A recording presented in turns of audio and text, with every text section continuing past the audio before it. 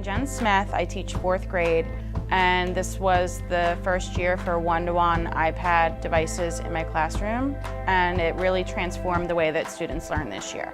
In the past, 4th graders have learned a unit on rockets. They studied rockets, they built them themselves.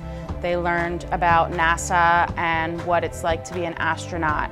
And in previous years, they would simply watch videos on the smartboard of astronauts and rockets being launched. With the use of one-to-one iPad devices in the classroom, we were able to transform their learning and bring NASA, the astronauts, and the rockets into the classroom through the use of augmented reality.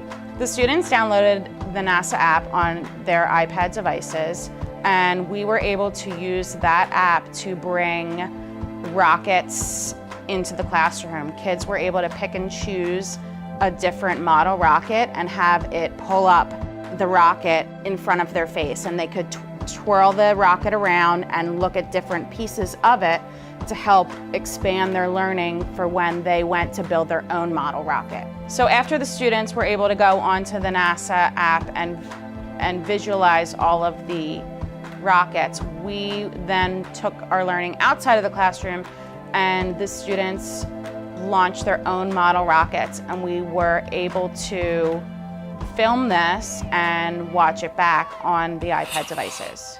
Additionally, we were able to use the iPad devices in our STEM project this year.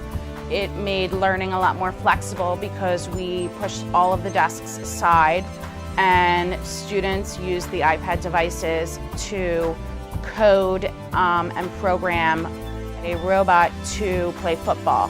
So they would have to use the iPad to make the robot move 10 yards, 20 yards, 30 yards. They had to program the robot to kick a field goal.